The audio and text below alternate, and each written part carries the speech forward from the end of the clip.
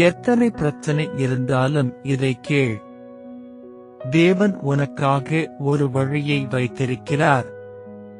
அன்பான சகோதர சகோதரிகளே, இன்று நீங்கள் எந்த பிரச்சனையில் இருந்தாலும் இந்த வீடியோவை கடந்து செல்லாதீர்கள்.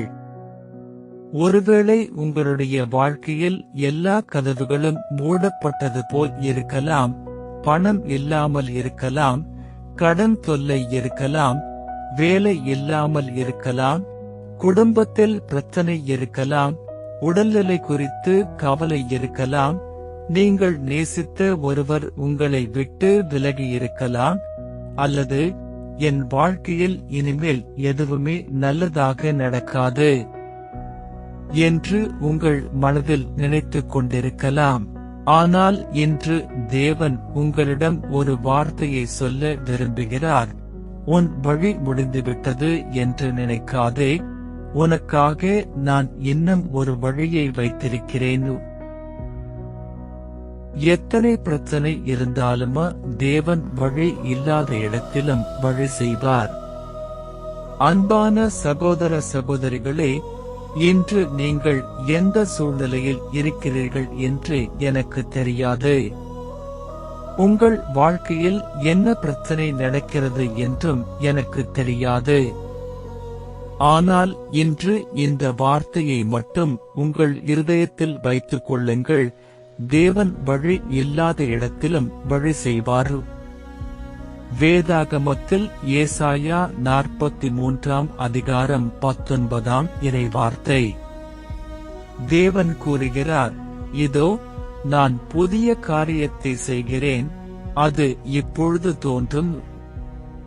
சகோதர சகோதரிகளே, சில நேரங்களில் நம்முடைய வாழ்க்கையில் எல்லா கதவுகளும் மூடப்பட்டதைப் போல இருக்கும். ஒரு வேலைக்காக பல இடங்களில் முயற்சி செய்திருப்பீர்கள், ஆனால் எந்த பதிலும் கிடைக்காமல் இருக்கலாம். ஒரு பிரச்சனையிலிருந்து வெளியே வர முயற்சி செய்திருப்பீர்கள், ஆனால் இன்னொரு பிரச்சனை வந்து கொண்டே இருக்கலாம்.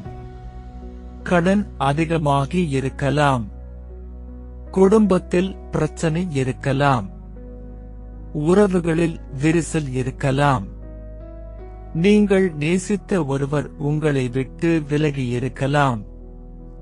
சில நேரங்களில் நீங்கள் தனியாக அமர்ந்து, ஆண்டவரே, இனி என்ன செய்வது என்று கண்ணீரோடு கேட்கலாம். மனிதர்களிடம் உதவி கேட்டிருக்கலாம்.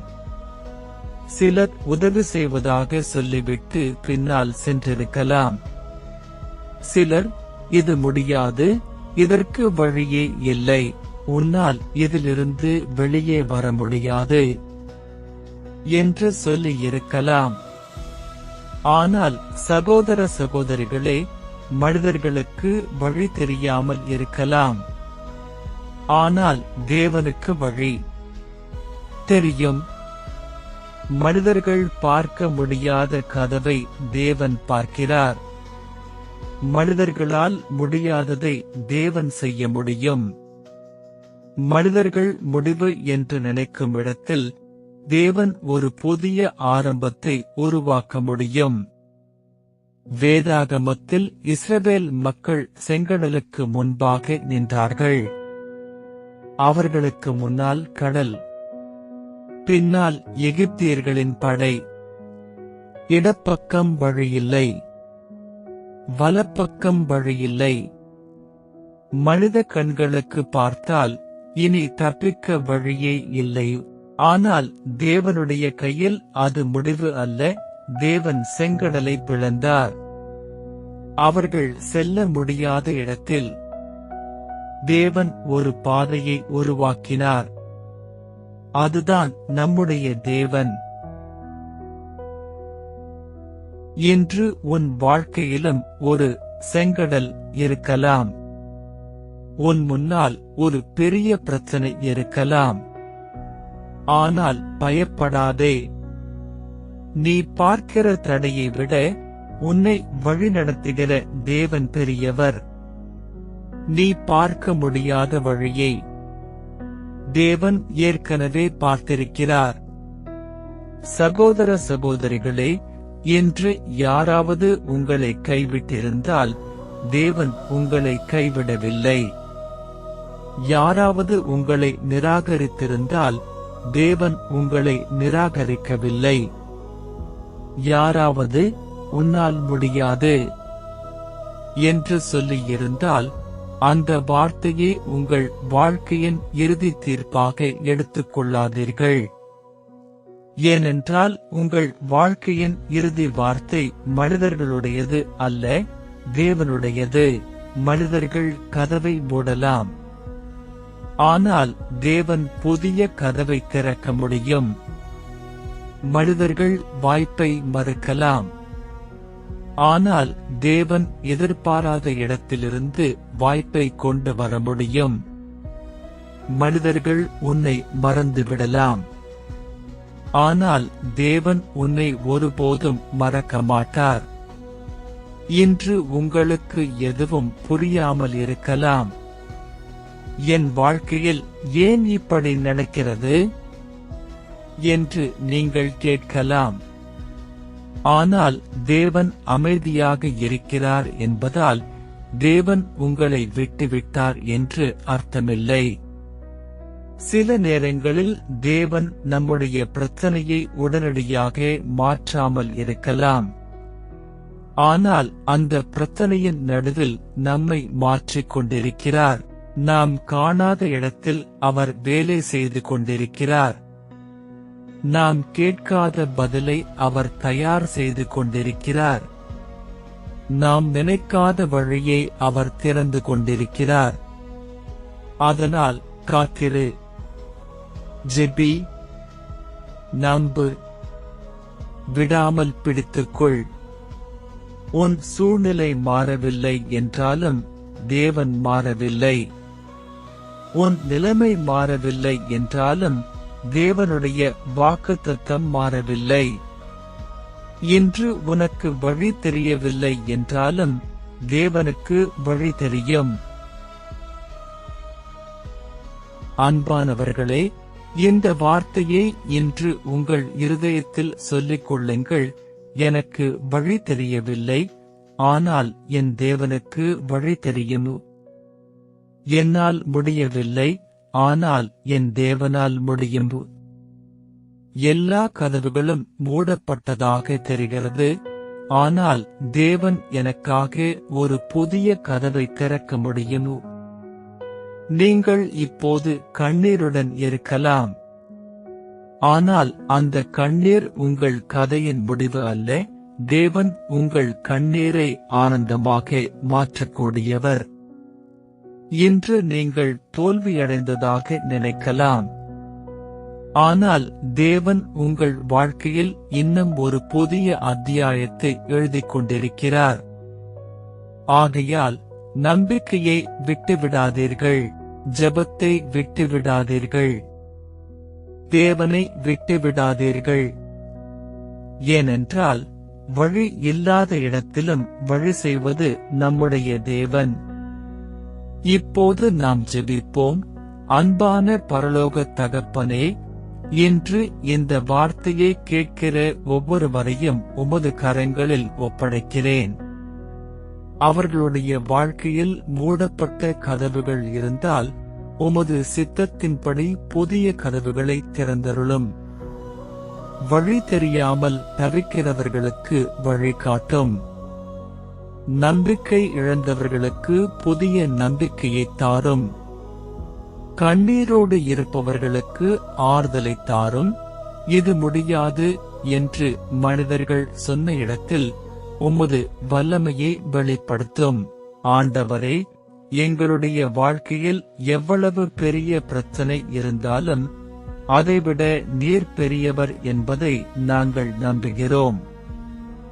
எங்கள் குடும்பத்தை ஆசீர்வதியும், எங்கள் தேவைகளை சந்தியும், எங்கள் பாதையை நேராக்கும்.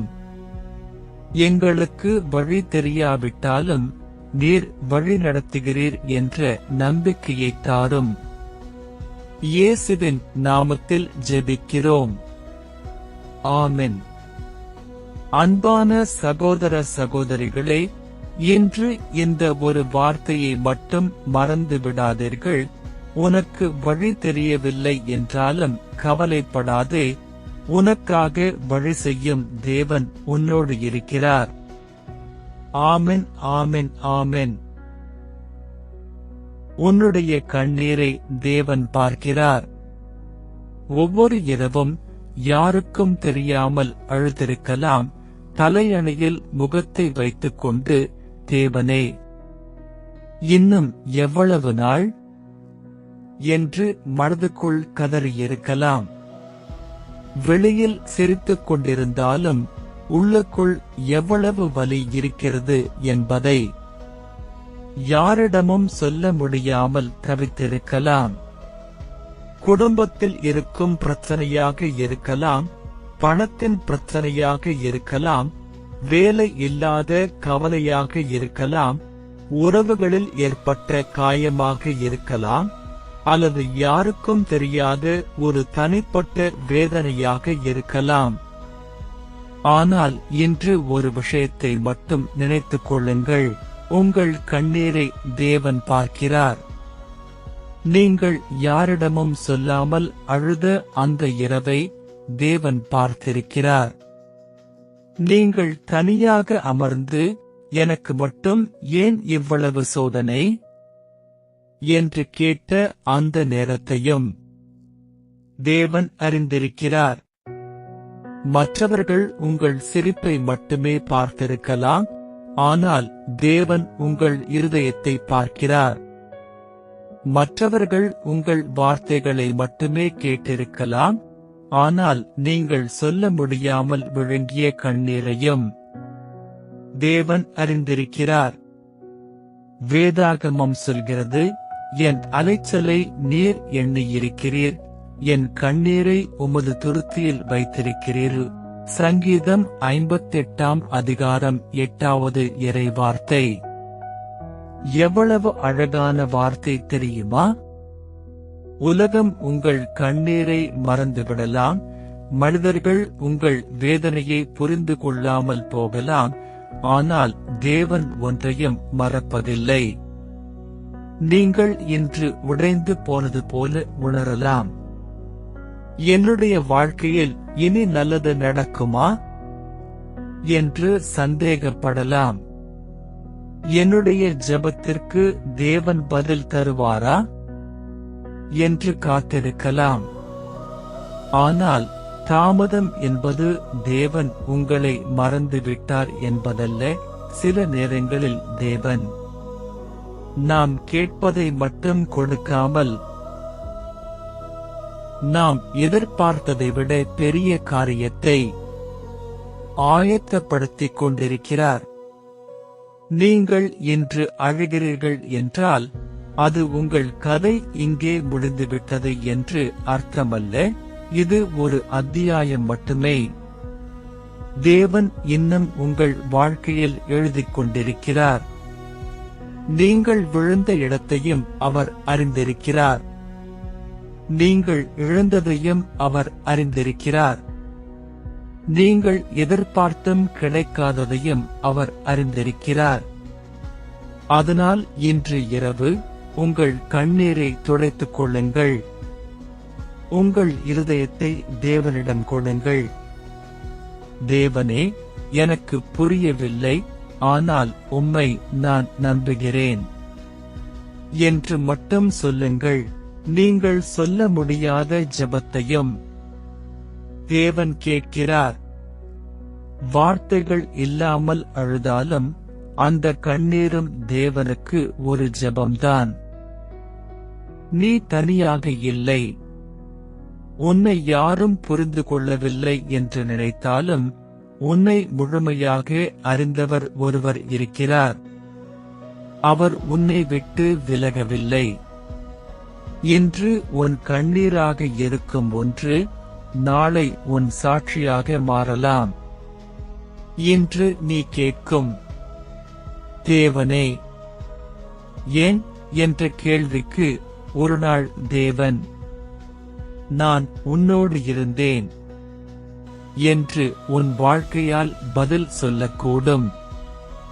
ஆகவே நம்பிக்கையை விட்டுவிடாதீர்கள். உங்கள் கண்ணீர் வீணாகாது. உங்கள் ஜெபம் வீணாகாது. உங்கள் காத்திருப்பு வீணாகாது.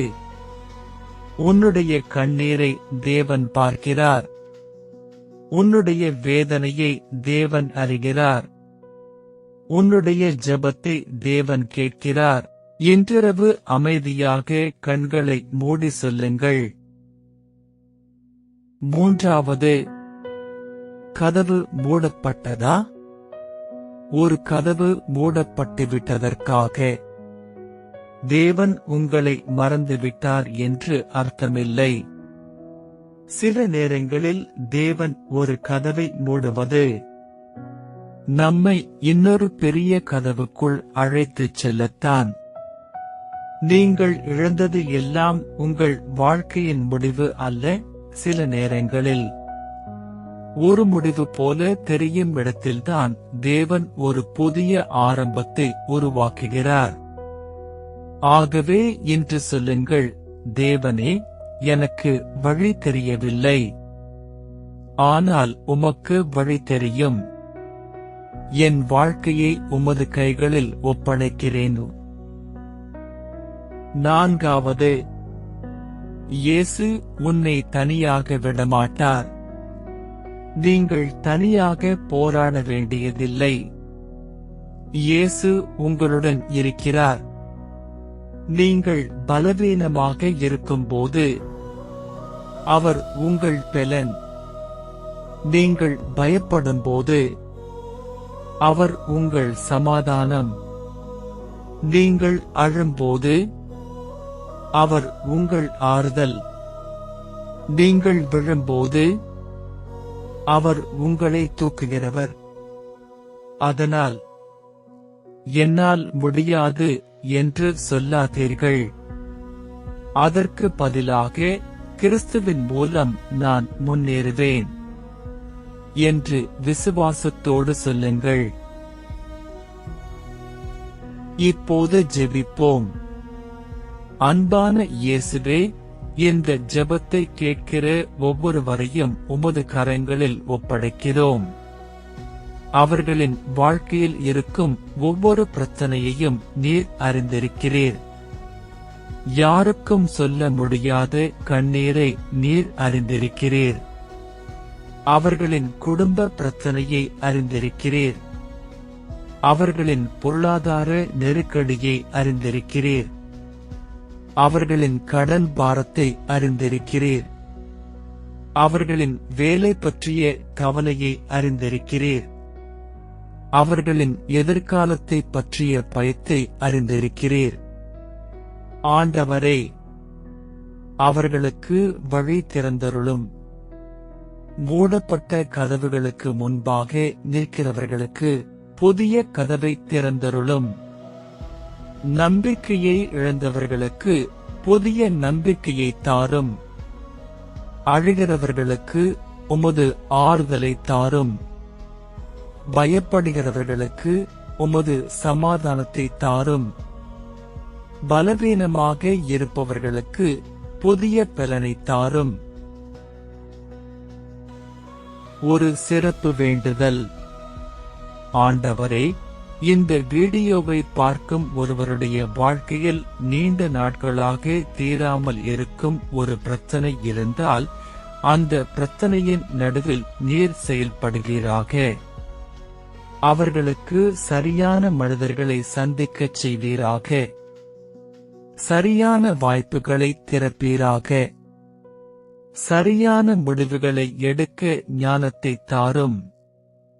அவர்கள் செல்ல வேண்டிய பாதையை தெளிவாக காட்டும். தவறான பாதைகளிலிருந்து அவர்களை காப்பாற்றும். இறுதி நம்பிக்கை வார்த்தை. அன்பானவர்களே, உங்கள் வாழ்க்கை இன்னும் முடிந்துவிடவில்லை. நீங்கள் பார்க்கிற சூழ்நிலை உங்கள் எதிர்காலம் அல்ல. இன்று கண்ணீர் இருக்கலாம், ஆனால் நாளை சாட்சி இருக்கலாம். இன்று போராட்டம் இருக்கலாம், ஆனால் நாளை வெற்றி இருக்கலாம். இன்று கதவு மூடப்பட்டிருக்கலாம். ஆனால் தேவன் திறக்கும் கதவை யாராலும் மூட முடியாது. ஆகவே காத்திருங்கள், ஜெபியுங்கள், விசுவாசியுங்கள், தேவனை விட்டுவிடாதீர்கள்.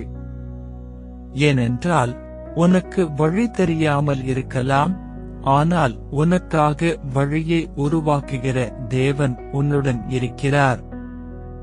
இன்று உன் இருதயத்தில் இதை மட்டும் வைத்துக்கொள், என் பிரச்சனை பெரியதாக இருக்கலாம், ஆனால் என் தேவன் அதைவிட பெரியவர். முடிவு ஜெபம். இயேசுவின் நாமத்தில் ஜெபிக்கிறோம். ஆமென், ஆமென், ஆமென். இந்த செய்தி உங்களுக்கு ஆசீர்வாதமாக இருந்தால் இந்த வீடியோவை லைக் செய்யுங்கள். உங்கள் வாழ்க்கையில் தேவன் ஒரு வழியை திறக்க வேண்டும் என்று நீங்கள் விரும்பினால் ஆமென் என்று கமெண்ட் செய்யுங்கள். இந்த வார்த்தை தேவையான